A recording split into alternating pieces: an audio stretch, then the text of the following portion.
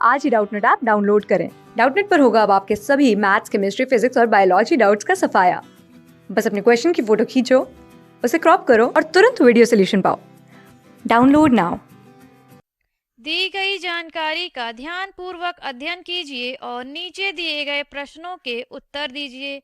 8 विद्यार्थी MP, QR, S और T हैं जिन्हें भिन्न विषय पसंद है, जैसे हिंदी, अंग्रेजी, गणित, विज्ञान, भौतिक, रसायन विज्ञान, जीव विज्ञान और संस्कृत, लेकिन आवश्यक नहीं कि क्रम समान हो। वे सभी 8 मंजिला इमारत में भिन्न मंजिलों पर रहते हैं, जिसमें सबसे निचली मंजिल की संख्या 1 है एवं सबसे ऊपरी मंजिल की संख्या 8 है। टी एक विषम संख्या वाली मंजिल पर रहता है एवं उस व्यक्ति के ठीक नीचे भी, जिसे संस्कृत विषय पसंद है। टी ना तो पहली और ना ही तीसरी मंजिल पर रहता है। एस जिसे गणित पसंद है एवं वह जिसे संस्कृत पसंद है, इनके मध्य केवल एक विद्यार्थी रहता है। एस एक सम संख्या वाली मंजिल पर रहता है। 3 विद्यार्थी एस और आर के मध्य रहते हैं, जिसे जीव विज्ञान पसंद है। ओ पी के ठीक नीचे रहता है वह व्यक्ति जिसे रसायन विज्ञान पसंद है। जीव विज्ञान पसंद करने वाले व्यक्ति के ठीक नीचे रहता है। 3 विद्यार्थी रसायन विज्ञान पसंद करने वाले व्यक्ति और क्यू जिसे भौतिक पसंद है, इनके मध्य रहते हैं। क्यू सम संख्या वाली मंजिल पर नहीं रहता है। एम को संस्कृत या रसायन विज्ञान पसंद नहीं है। एन को अंग्रेजी पसंद है एवं वह सम संख्या वाली मंजिल पर रहता है। टी को हिंदी विषय पसंद नहीं है। तो प्रश्न को हल करने के लिए सबसे पहले हम मंजिल को दर्शाते हैं, जिसमें प्रश्न में बताया गया है कि सबसे नीचे वाली मंजिल जो होगी वह पहली होगी और सबसे ऊपर वाली मंजिल जो होगी वह 8वीं मंजिल होगी। अब हम इस प्रश्न को हल करने के लिए 2 तरह के केस बनाएंगे, जिसमें यह हो गया केस पहला और ये हो गया केस दूसरा। अब हम इसमें मंजिल दर्शा देते हैं, तो यह हो गई पहली मंजिल, फिर दूसरी, फिर तीसरी, चौथी, 5वीं, 6वीं, 7वीं और 8वीं। इसी तरह से केस दूसरे के लिए भी ये हो गया पहला, दूसरा, तीसरा, चौथा, 5वां, 6वां, 7वां और 8वीं मंजिल। अब प्रश्न में जैसे कि कहा गया है कि टी जो है वह एक विषम संख्या वाली मंजिल पर रहता है, लेकिन ना तो ये पहली मंजिल पे रहता है ना तो तीसरी मंजिल पे। तो अगर हम विषम संख्या देखें तो विषम संख्या 1, 3, 5 और 7 है, जिसमें पहली और तीसरी मंजिल पे तो ये नहीं रहता है। तो अब हम 5वीं और 7वीं मंजिल के अनुसार केस पहले में रख देते हैं टी को 5वीं मंजिल पे और केस दूसरे में रख देते हैं टी को 7वीं मंजिल पे। फिर प्रश्न में दिया हुआ है कि टी उस व्यक्ति के ठीक नीचे रहता है जिसे संस्कृत विषय पसंद है। तो अगर हम केस पहले में जो व्यक्ति 6वीं मंजिल में रहता होगा उसे संस्कृत विषय पसंद होगा, क्योंकि टी को संस्कृत विषय के ठीक नीचे बताया गया है, और केस दूसरे में 8वें मंजिल में जो व्यक्ति रहता होगा उसे संस्कृत विषय पसंद होगा। फिर दिया गया है कि एस जिसे गणित पसंद है वह जिसे संस्कृत पसंद है, इनके मध्य केवल एक विद्यार्थी रहता है। तो अगर हम केस पहले में देखें तो संस्कृत और एस के मध्य क्योंकि एक विद्यार्थी कहा गया है, तो यहाँ पर हम एस ले लेते हैं, जो कि टी जो होगा इनके बीच में हो जाएगा। और इसी तरह से 6वीं मंजिल में हम दूसरे केस में ले लेते हैं एस को। S एक सम संख्या वाली मंजिल पर रहता है तो हमने दोनों ही केस में S को सम संख्या वाली मंजिल पे रखा है।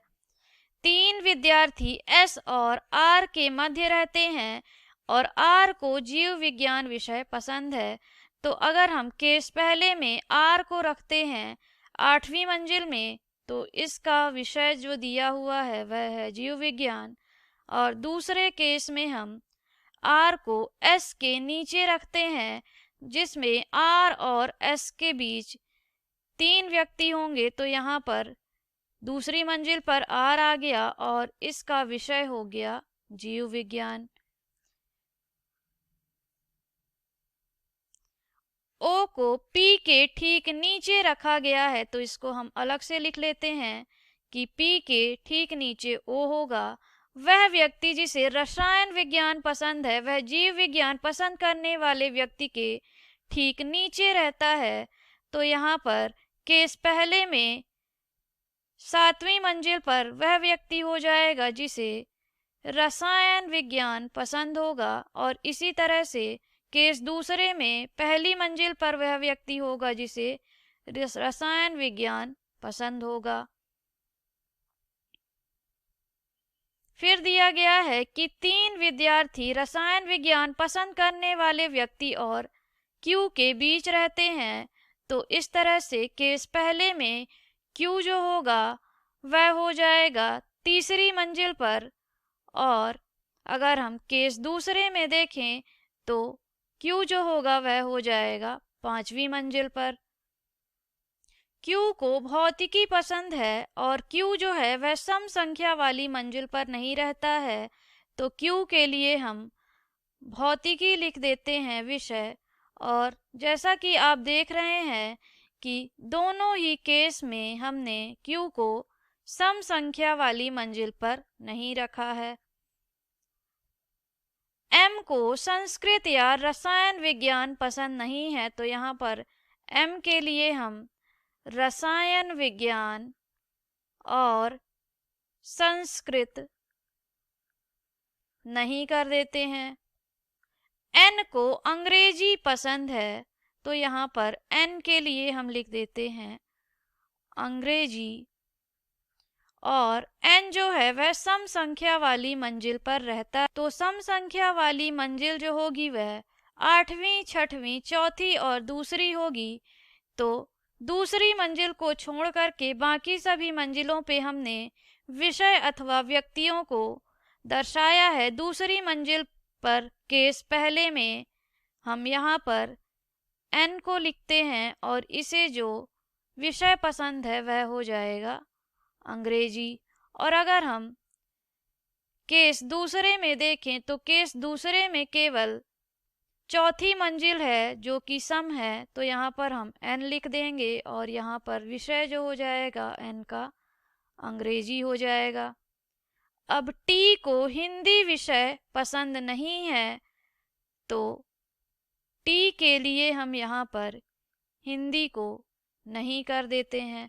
अब क्योंकि बताया गया था कि P जो है वह O के ठीक ऊपर है, तो अगर हम देखें केस पहले में तो हम P को 7वें मंजिल पर रख देते हैं और O को 6वें मंजिल में, तो इस तरह से P O के जस्ट ऊपर हो गया।